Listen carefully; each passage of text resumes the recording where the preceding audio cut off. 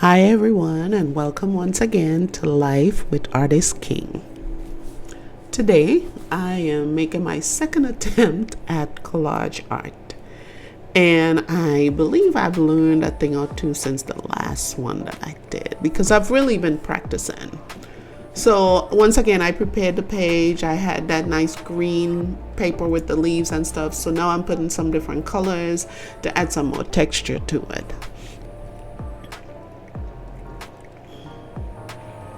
I decided to use like blue and yellow and the other green because you could still see some of the green in the background. So I decided to do that to prepare the page. So you had a lot of mixing to do on that one.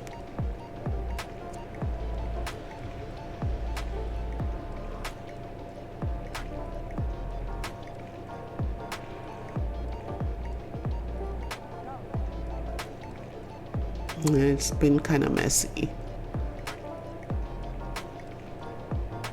because it's like a metal table that I use to work on.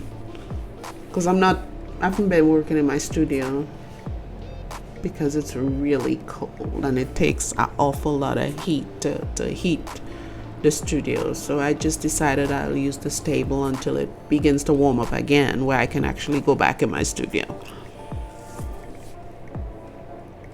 So now the page has been prepared. So I did cut out a few pieces, a few pictures that I was gonna use. And I'm gonna continue to use stencils since they add a lot of texture to your piece. So I'll just, and I use the modeling paste to do that. So yeah, I'll just sit back and let you guys take a look at what I've done and enjoy the music in the meantime.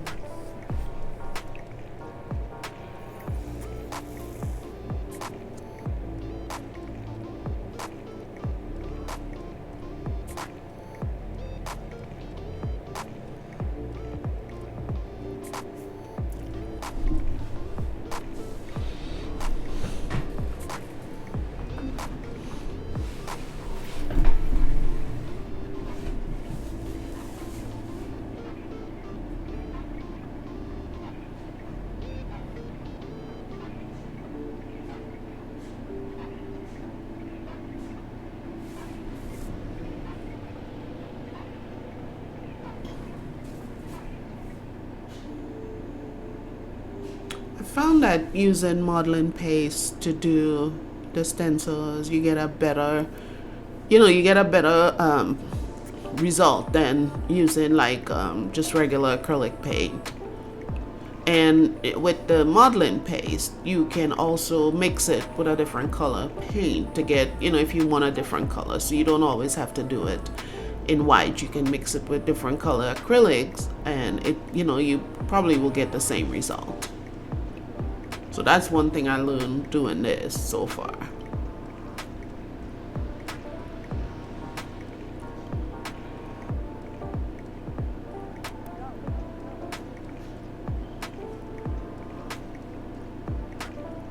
I tried that stencil out for the first time, but I don't know, I didn't like how it turned out. But I'll continue practicing with it to make sure I can get a good result because there's a lot of there's letters and numbers on there that I can use.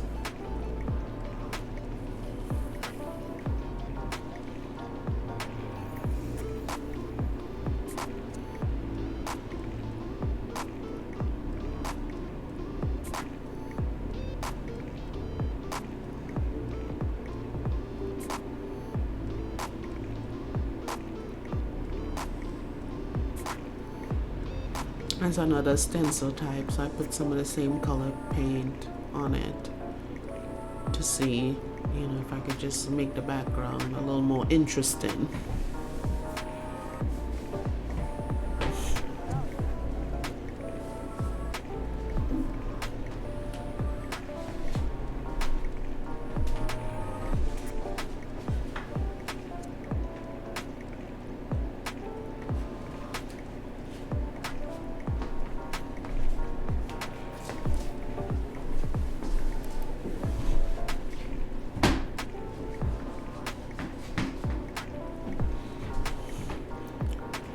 And so you can use all different type of stencils, and even I found some rubber stamps that you can dip in the ink and also use to make your background, make some better texture and stuff with that. So yeah, then I put a different color and I tried.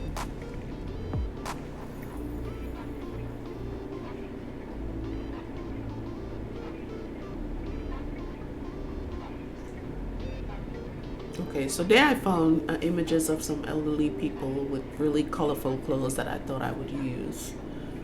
So I use regular, what you call it, that normal glue that you use when you're in elementary school, the white glue, and I mixed it with water, and that's what I used to put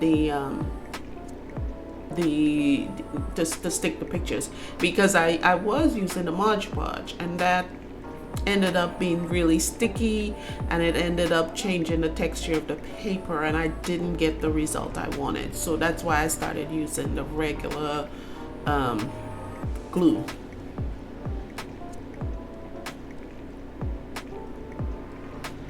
So yeah, that came out much better with using that.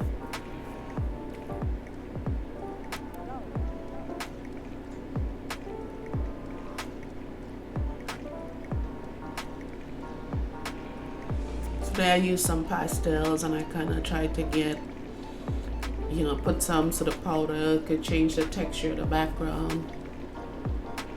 That's what I did. I used my finger, I think, just to spread it out, just to kind of mix it in. Yeah. So you see, you get like a more distressed, older look. And then the modeling paste that you use, you see the texture on it when you do that, because it kind of highlights the raised part of the paste when you do the stencils.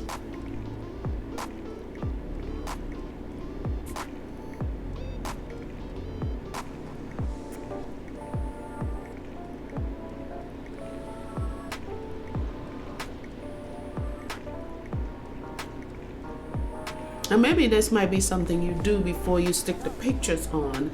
That way you can evenly spread it, because now it's kind of hard to get into the little corners of the pictures to get it spread evenly. So that is something I learned, that next time I would do it like that. I would prepare the entire page, and maybe the pictures would be the last thing I put on there.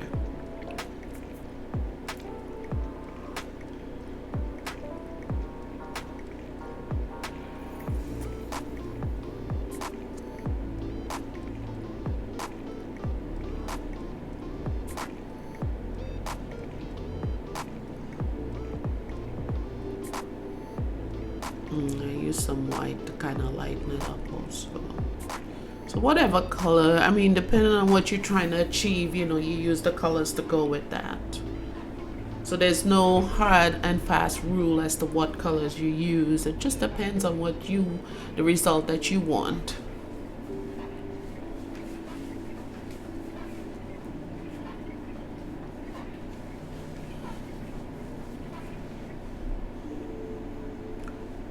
Yeah, so then I use some more of the pastels, and to give the edges of the piece a more distressed look, which I kind of like how that turns out. You can use whichever color you feel you want to use, and you get a really good result. So that's like the finished product right there.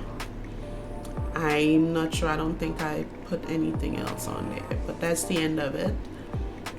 So again, thanks for watching. I hope you enjoyed watching this video as much as I enjoyed doing it. So now I think what I did was use some watercolor, which used the watercolor paint, and then use water on it to kind of water it down, and then use my fingers to spread it. So that gives the background, it helps with the color and gives it more texture also. So yeah, see, you could use your finger or a rag, or I figured my hands was covered in paint anyway, so I just decided I use my fingers, and that will get it spread real quick before it dries.